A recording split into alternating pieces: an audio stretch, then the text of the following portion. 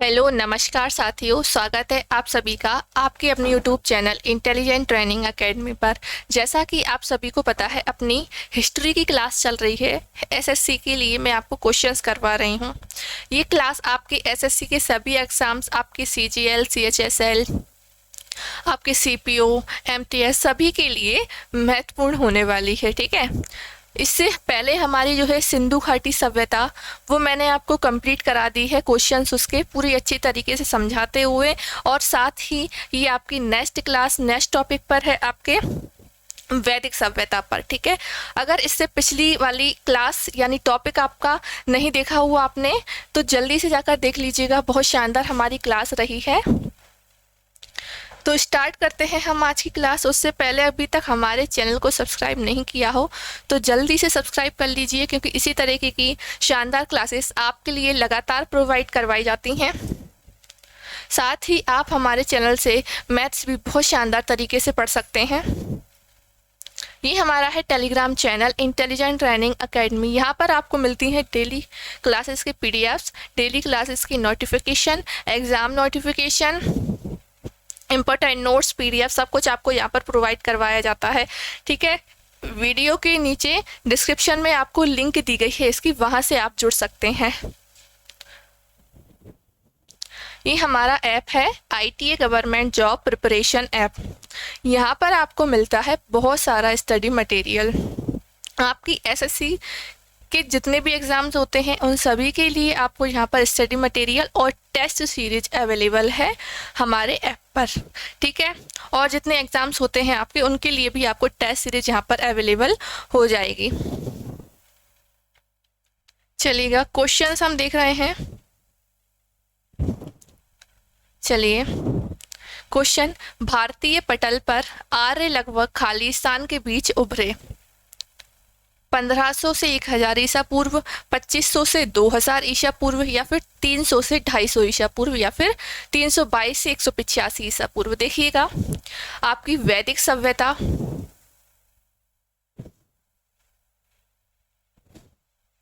इसमें दो काल आते हैं। एक आपका आता है ऋग्वैदिक काल, एक आपका आता है ऋग्वैदिक काल। इसे आप पूर्व वैदिक काल भी कहेंगे या पूर्व ऋग्वैदिक काल हम कहेंगे। और एक आपका आता है उत्तर वैदिक काल। क्या आता है? एक उत्तर वैदिक काल। तो जब वेदों की रचना की गई, उसी को हम क्या कहते हैं? वैदिक सभ्यता कहते हैं। ठीक है, और वैदिक सभ्यता का निर्माण किसने किया?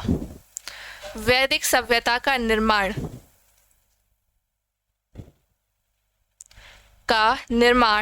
किसने किया? आर्यों ने किया। किसने किया? आर्यों ने जो है आपकी वैदिक सभ्यता का निर्माण किया था। आर्य कौन थे?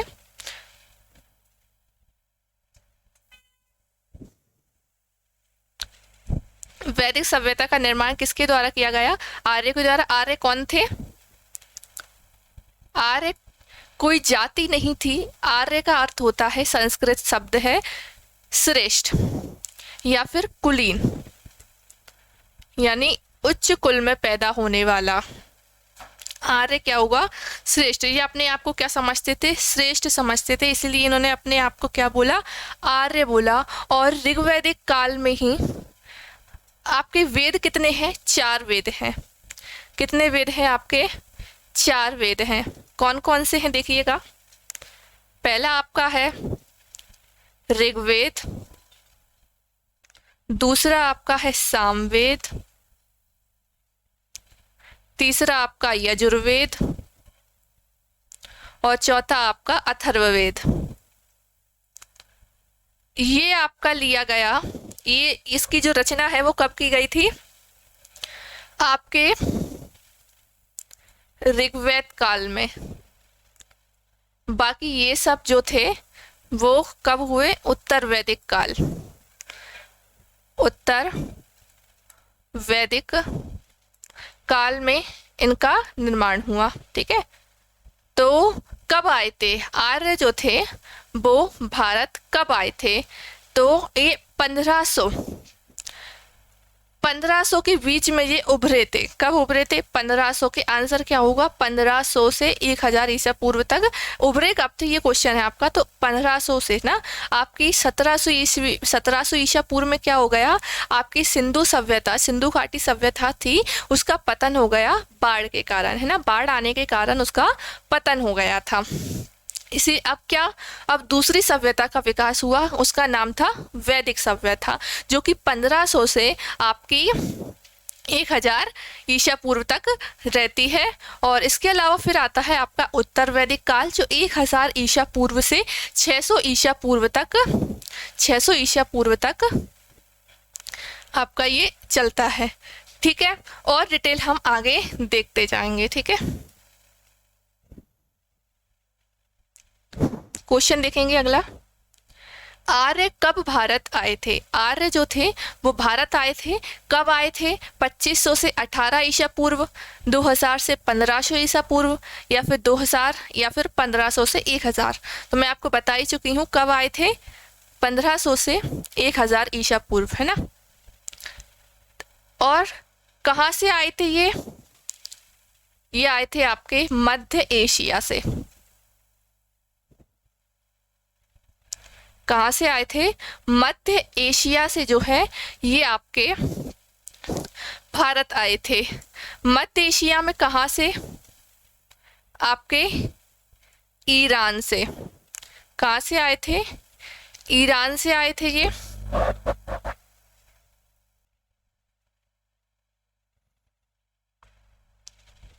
ठीक है, ये कहाँ से आए थे?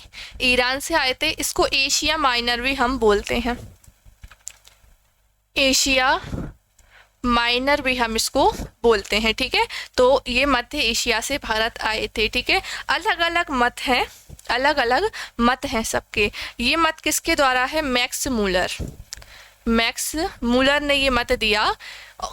ये सही भी है, इस पे हम गौर कर भी सकते हैं। मध्य एशिया से आए थे, ये मैक्स मूलर ने दिया था। मैक्स मूलर कहाँ के थे? जापान से आए थे। ठीक है, कहाँ से थे? जापान से। ठीक है, इसके अलावा हमें कैसे इनकी जो ठोस बिल्कुल सबूत है कि ये बिल्कुल मध्य एशिया से आए थे, हमें एक लेख प्राप्त होता है, एक अभिलेख प्राप्त होता है 1400 ईसा पूर्व में,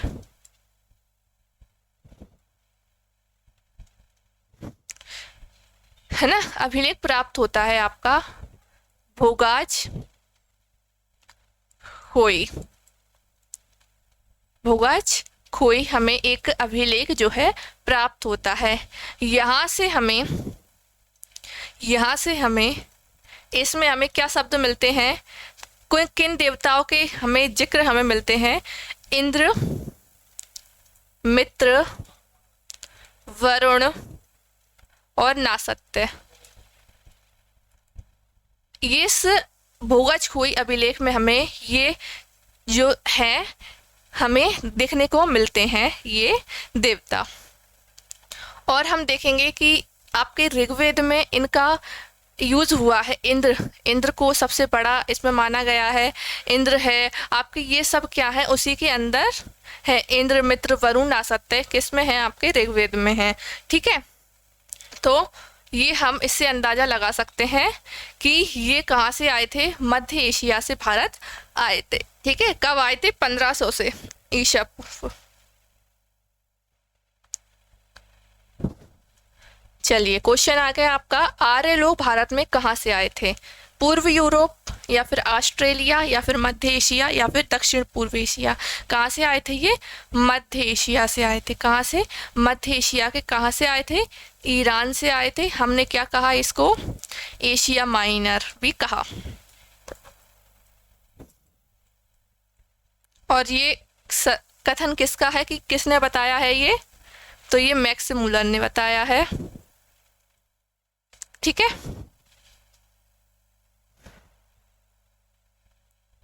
अब क्वेश्चन क्या है? भारत में जो आर्य आए थे वो किस रूप में आए थे? एक सौदागर तथा खानाबदोश के रूप में, या फिर शरणार्थी, या फिर आक्रमणकारी, या फिर अप्रवासी के रूप में। तो ये जो आए थे वो आक्रमणकारी के रूप में भारत में ये आए थे। चलिए अगला क्वेश्चन देखेंगे। ऋग्वैदिक आर्य किस भाषा का प्रयोग करते थे? संस्कृत, द्रविड़ या फिर पाली या फिर प्राकृत? तो ये लोग किसका उपयोग करते थे? कौन सी भाषा का? संस्कृत भाषा का उपयोग करते थे। और मैंने आपको बताया प्राक ऐतिहासिक काल, आदि ऐतिहासिक काल और ऐतिहासिक काल। प्राक ऐतिहासिक काल में क्या हुआ कि हमें सिर्फ पुरातात्विक स्रोत हमें मिले थे, हमें कोई लिखित साक्ष्य नहीं मिले थे। आदि ऐतिहासिक में क्या हुआ, जैसे आपकी सिंधु घाटी सभ्यता, यहाँ पर हमें दोनों मिले, हमें साक्ष्य भी मिले पुरातात्विक स्रोत और हमें जो है स्क्रिप्ट भी हमें मिली। पर क्या हुआ, हमको पढ़ नहीं पाए। मैंने आपको बताया था कि ऐतिहासिक काल में क्या हुआ कि यहाँ पर हम पढ़ भी पाए। हम वेदों को पढ़ते हैं कि नहीं? तो ये कौन सा काल है? ऐतिहासिक काल। और इनकी कौन सी जो भाषा थी, वो किस भाषा का प्रयोग करते थे? संस्कृत भाषा का जो है प्रयोग किया करते थे।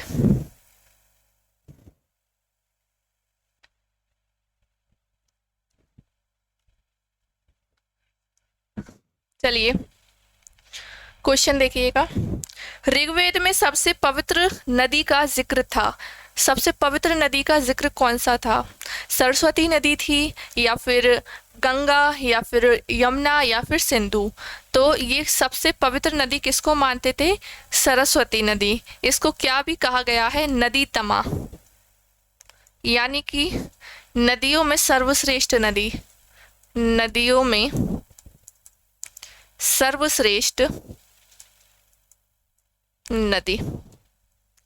ठीक है,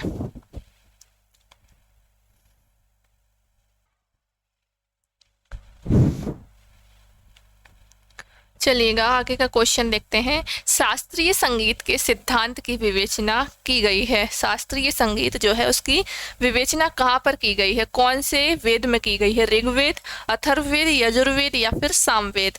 तो ये की गई है आपके सामवेद में। कहाँ पर की गई है? सामवेद में। ठीक है, भारतीय संगीत का जनक भी किसको कहते हैं हम? सामवेद को।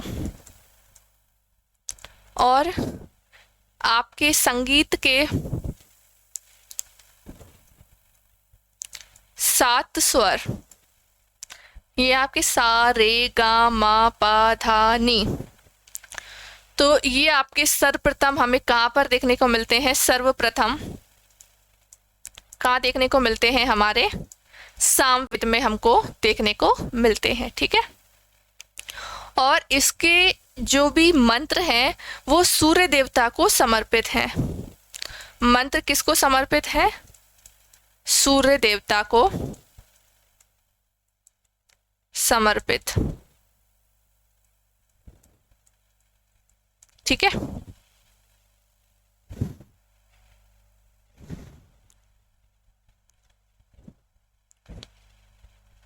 वैदिक युग के लोगों द्वारा सर्वप्रथम किस धातु का प्रयोग किया गया? चांदी, सोना, लोहा या फिर तांबा? तो सबसे ज्यादा क्या प्रयोग किया गया? लोहा। लोहे की उत्पत्ति भी इसी काल की मानी जाती है। ठीक है, सबसे ज्यादा ये किसका प्रयोग करते थे? जैसे लोहे के। और इसके अलावा जो लोहा है ये आपके पूर्व वैदिक काल में, पूर्व ऋग्वैदिक काल में क्या हुआ? लोहा बहुत ज्यादा उपयोग में आने लगा। क्या होता था? ये क्या है? एक ठोस धातु है, ठोस धातु है। और इसके अलावा ये लोग किस में यूज करते थे? पेड़ काटने में ये यूज करते थे। इससे क्या हुआ कि पेड़ कटते गए तो क्या होगा? खेती ज्यादा होगी। तो इसी तरीके से एक ग्रामीण सभ्यता शहरी सभ्यता में परिवर्तित हो जाती है। हम इसको क्या बोल देते हैं? उत्तर वैदिक काल बोल देते हैं। ठीक है, तो लोहे की उत्पत्ति हमें कहाँ पे देखने को मिलती है? वैदिक युग में। ठीक है, चलिए क्वेश्चन देखेंगे। ब्राह्मणवाद जिसे कि आज एक श्रेष्ठ वर्ग के रूप में समझा जाता है, उसकी जड़ें थी किस काल में थी? ऋग्वैदिक काल में या फिर गुप्त काल में या फिर उत्तर वैदिक काल में या ईसा युग की आरंभिक शताब्दियों में। तो ये है आपकी ईसा युग की आरंभिक शताब्दियों में क्या जो ब्राह्मण होते हैं वो एक क्या है, श्रेष्ठ वर्ग यानी उच्च वर्ग के हैं इसके रूप में समझा जाता है। ठीक है, जब से ही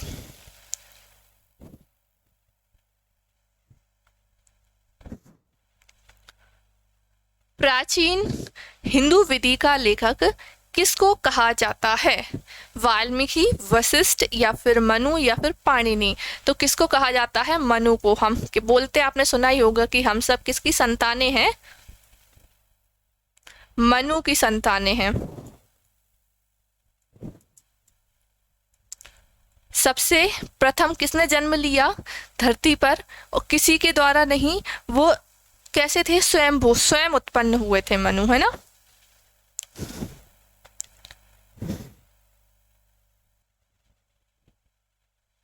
क्वेश्चन देखेंगे, हिंदू विधि पर एक पुस्तक है मिताक्षरा, वो किसने लिखी, नयनचंद्र या फिर अघोमवर्ष, अमोघवर्ष या फिर विज्ञानेश्वर या फिर कंभन। तो ये पुस्तक लिखी गई थी विज्ञानेश्वर के द्वारा। ठीक है,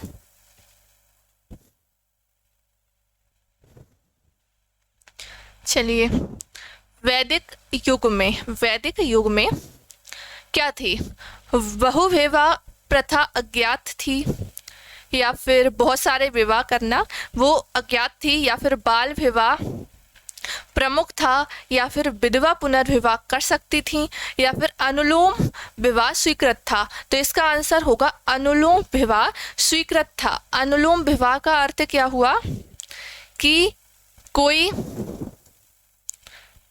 श्रेष्ठ या उच्च कुल का लड़का है, वो किससे शादी करता था, निम्न वर्ग की लड़की से, निम्न वर्ग की, या हम कहेंगे जो नीचा जो होता है, नीचा वर्ग समझो, एक श्रेष्ठ कुल होता है, एक निम्न कुल होता है। तो जो लड़के हैं श्रेष्ठ कुल के वो क्या करते थे, निम्न कुल की जो लड़कियां थी उनसे विवाह कर लेते थे। तो वहां पर ये ऐसा नहीं था कि ऐसा नहीं होगा, वहां पर कैसा था, स्वीकृत था अनुलोम विवाह। ठीक है,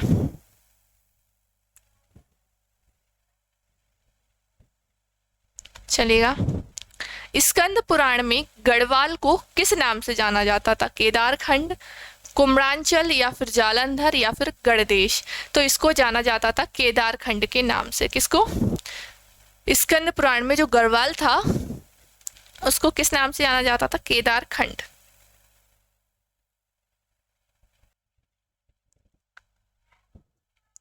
ऋग्वेद में वर्णित देवताओं में सबसे प्रमुख देवता कौन थे, इंद्र, विष्णु, सूर्य या फिर ब्रह्मा। तो सबसे प्रमुख देवता कौन थे, इंद्र थे। वर्षा के देवता कौन थे,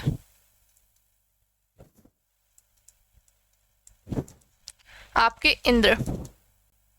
और इनको कहीं कहीं पुरंदर नाम पे आपको देखने को मिलेगा, यानी इसका अर्थ क्या होता है, किलों को तोड़ने वाला। ठीक है, किस देवता के लिए पुरंदर, ऋग्वेद में पुरंदर शब्द का प्रयोग किया है, इंद्र, विष्णु, सूर्य या ब्रह्मा। मैं बता ही चुकी हूं। और युद्ध के नेता के नाम से भी किसको जाना जाता था, इंद्र को। यानी कि प्रमुख देवता के रूप में हम किसको जानते थे, इंद्र को जानते थे। ठीक है,